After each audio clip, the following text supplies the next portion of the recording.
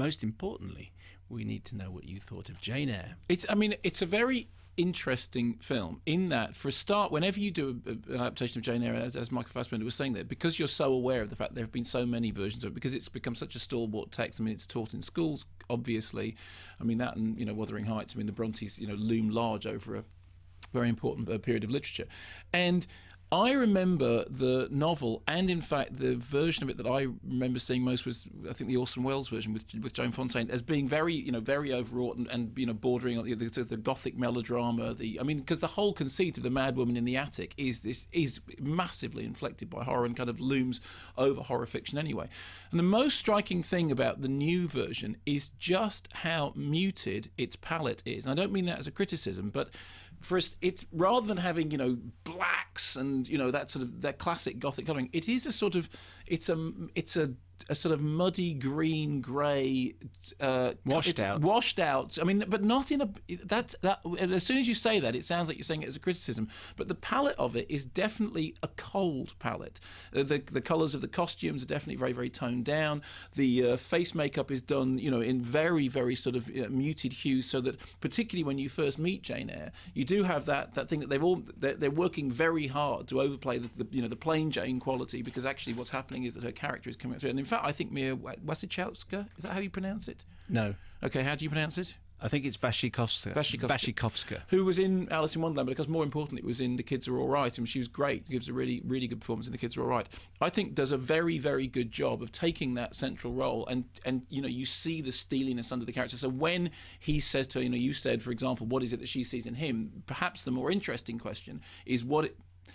If you'd bothered to turn up to the interview, I didn't mean that to sound as patronising as it did. You could have asked it. Is what is it that he sees in her? Because it's very hard, because so much of the early part of the action, she's having to stand back, and she's having to just somehow indicate this steeliness without action, because the whole early section of the drama is her wanting to have a life of action. I mean, there are scenes in which she's seen looking out the window saying, I want to have a life of action. Incidentally, it is worth saying that the screenplay by Maura Buffini, who I think his credits include Tamara Drew, I thought was very good. And it's often the case that when you get a classic work of literature, one tends to forget that there is a screenplay written. You just imagine that the novel just transferred itself to the script, which is clearly not true. And I think there's very, very good screenplay underlying all of this. Because it starts, so you mentioned the interview, it starts with her running away from Mr. Rochester, having just discovered what was happening in the attic. Well, I think the whole way that the thing is constructed and the way that her character plays out, I'm just saying it's important to remember that, because we all know that the novel is so great, and because it's so rich and so full of textures, it's possible to credit everything in the film to the novel. I just think one shouldn't forget the role of the screenwriter in that.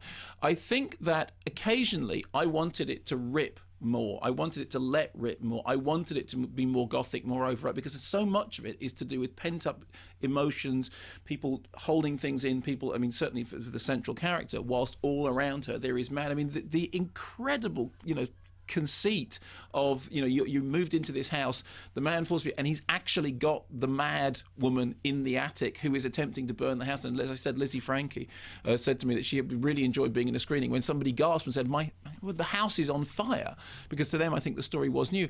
I felt personally that I wanted it to be more ripe. I wanted it to be more overwrought. I wanted it to be more gothic. I was reminded in Michael Fassbender's performance of, do you remember seeing Ralph Fiennes doing Wuthering Heights? No, I don't think so, but I can certainly imagine that broody quality. Yeah. Well, there is a great similarity between those two performances. It was the first time I ever seen Ralph Fiennes on screen. I'm sure he'd done plenty of other stuff before, but he was, they got him as Heathcliff, and he came on and he had this dark countenance and these kind of cowled eyes. And do you think he could have explained the plot of that film? Yeah, he probably could have explained the plot of that film better than he could have explained the plot of Harry Potter, Part 7, Part 2. But I thought that Fassbender did a very good job of...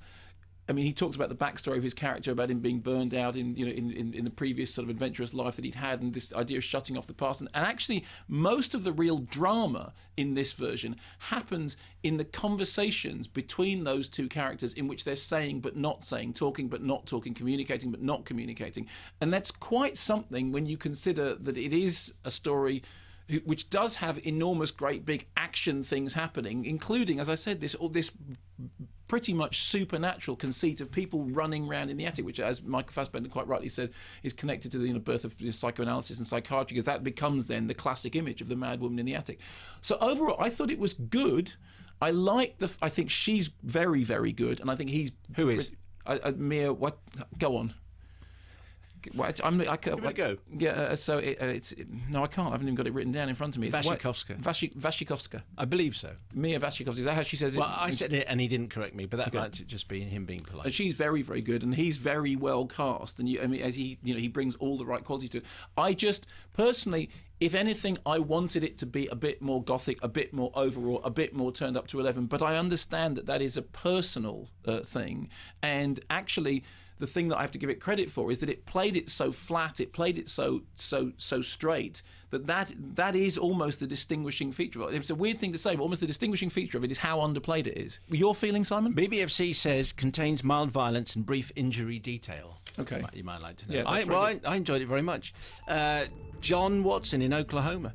Not a film I would otherwise see, but to keep boredom at bay, I saw Jane Eyre on a recent flight from the US. Really, really good performances from the whole cast, but the nature of the book and screenplay means that it is bordering on the turgid at times. At its best, however, it's quite unsettling. I disagree with the screenplay and book, that neither of them bordered on the turgid.